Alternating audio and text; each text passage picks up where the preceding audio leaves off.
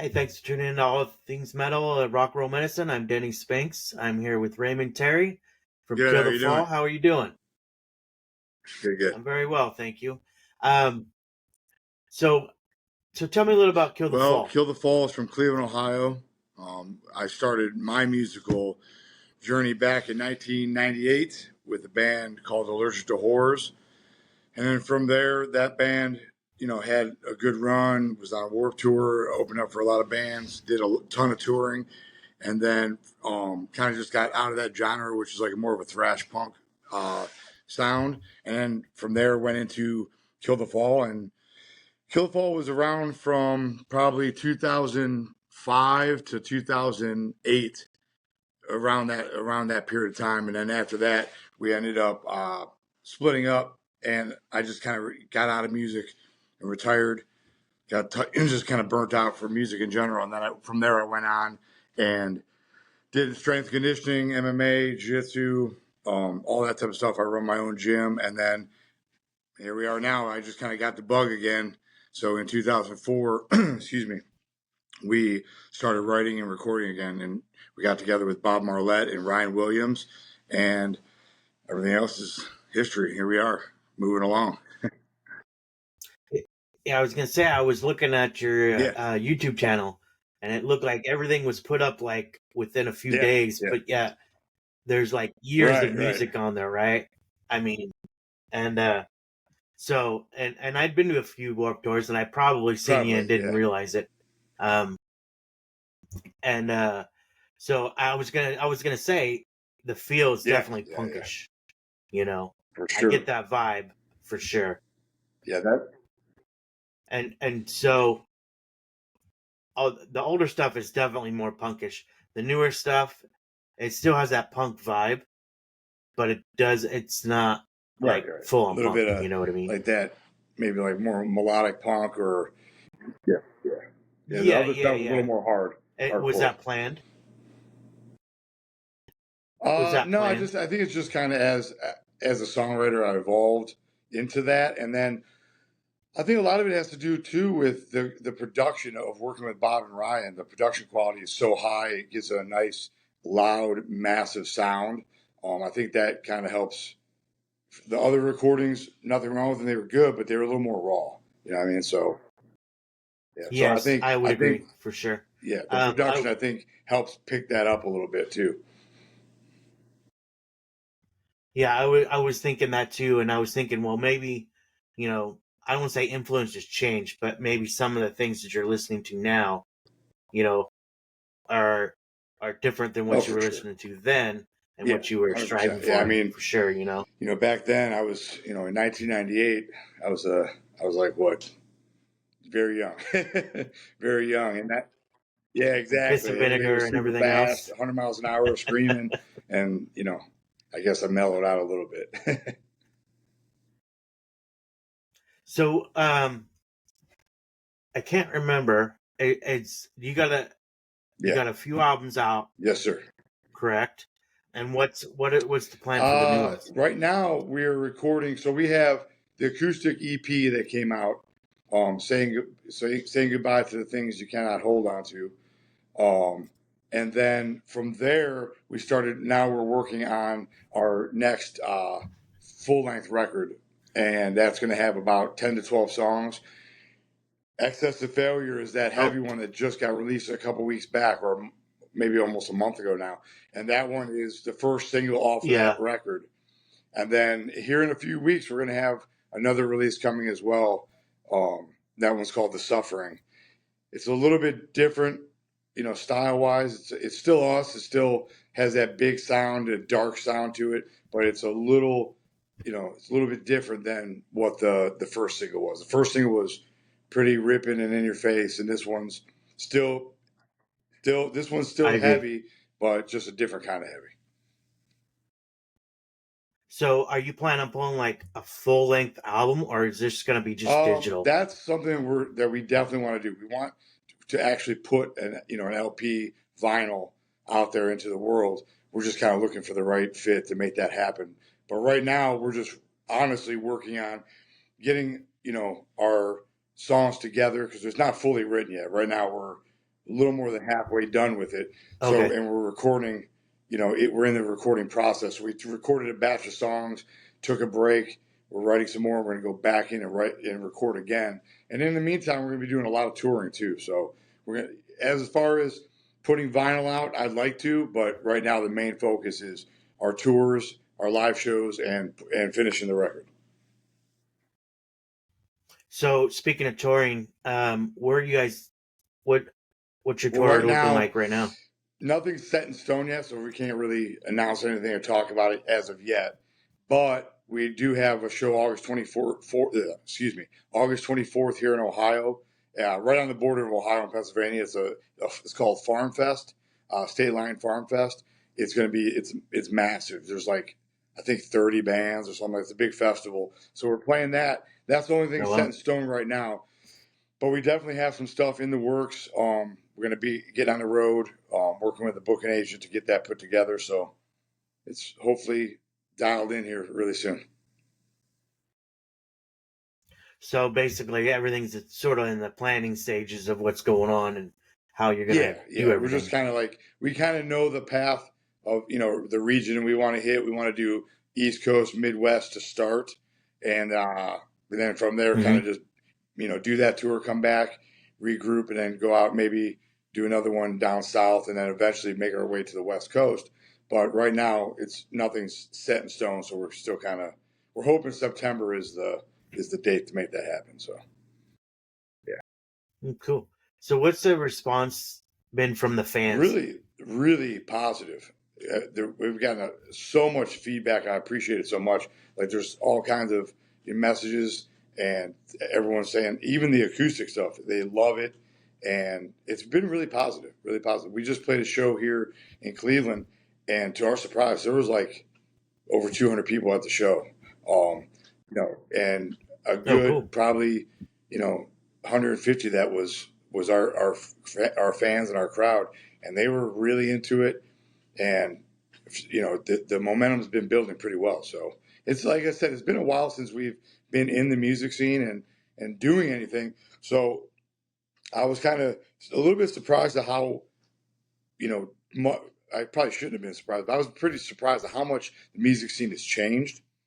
The whole how you do anything, it's crazy. It's a blessing that we have Jamie from For the Win working with us, because she's kind of navigated us through all this, which I would have been lost having to deal with this in this day and age compared to what it was, back from say 98 to 2005.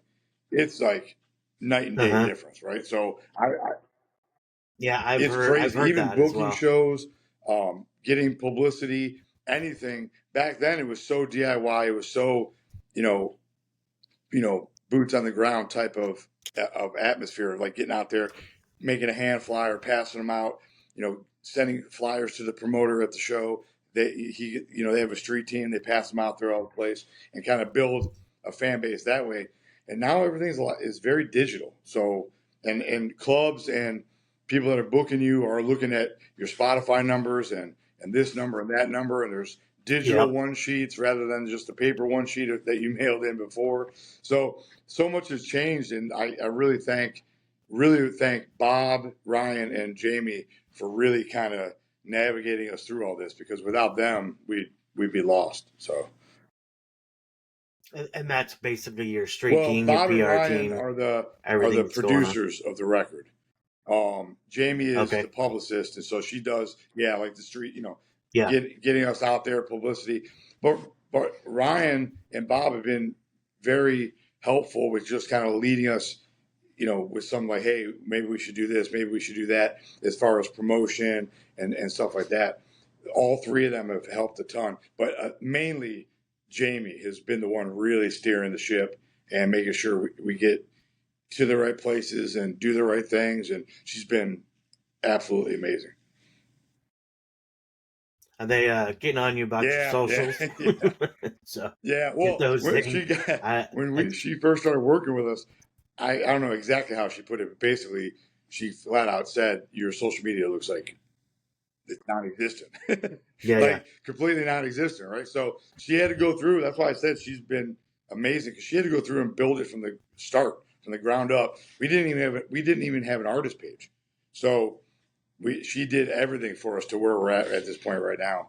So, the main thing we're doing is just our focus is writing the music, creating the music, recording it, working with Bob and Ryan, and then getting out there and playing as many shows as we can. Cool. So what are your socials? Where can people find you? Other than YouTube, I'll link that one down below. Yeah, so we're on YouTube. We're also on @KillTheFall on Instagram, on IG. We are on, what else are we on? Twitter. We're on TikTok, believe it or not. So we're on TikTok @KillTheFall as well. Everything's just @KillTheFall. All the social media. We're on Facebook, TikTok, Instagram. We're on all those. And then myself, I'm on Instagram as well, just at Raymond Terry. Cool. And obviously people can reach out directly to you. Yeah, for sure. DMs. If there's any, as far as, just letting us know what you think of the music or wanting to book us in your town, that type of stuff. You can reach out direct.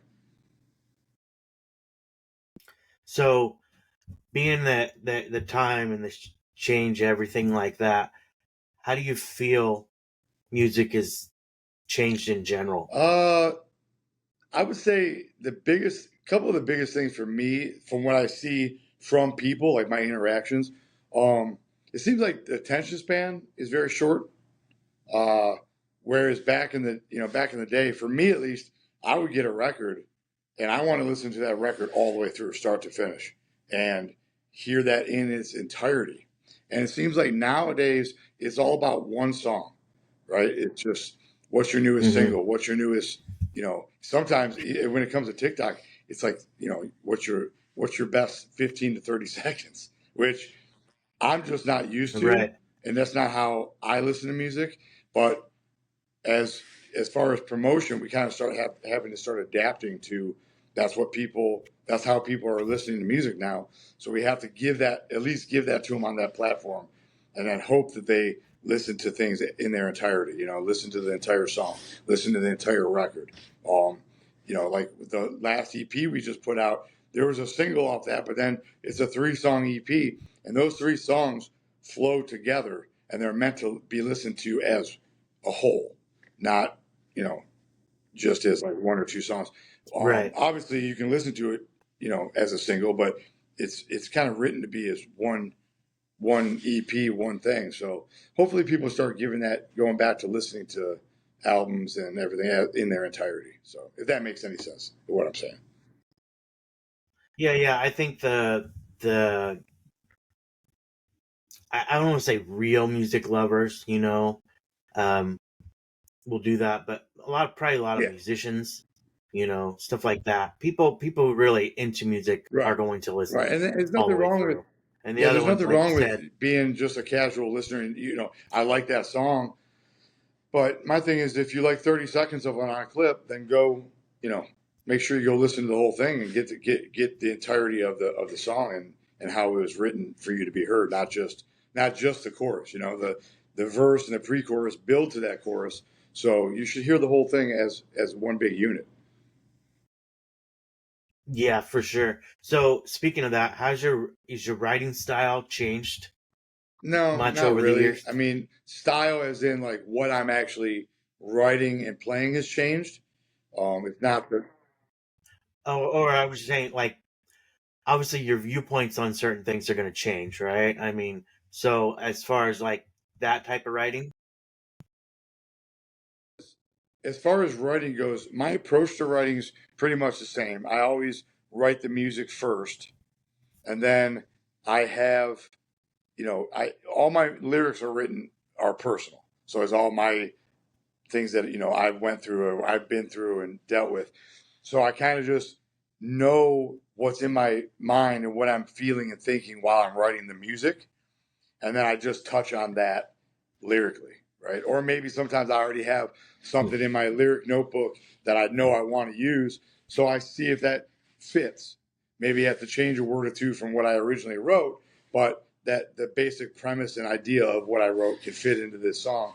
And a lot of it's just, just singing jumble, right? When I'm writing, just to kind of saying whatever to feel the melody of what I'm going to sing. and feel that chorus and feel how I'm going to deliver the verse. And then I see what words from something I wrote or what I'm feeling can fit into that melody of what I'm humming out or what I'm just like, yelling out. Do you find it easier Easier in what way? to write nowadays than it was back then? It's just different. Back in the day, especially with the band Allergic to Horrors, it was just fast, thrashy punk. So we're writing songs that are under 2 minutes long, and 3 chords. So it's like there's not, you have to come up with a good melody because we were catchy. Like we were thrash punk, but we had a catchy choruses. Right. Like maybe like a thrash punk version of the Misfits or something. You know what I mean? So that's what Allergic to Horrors was.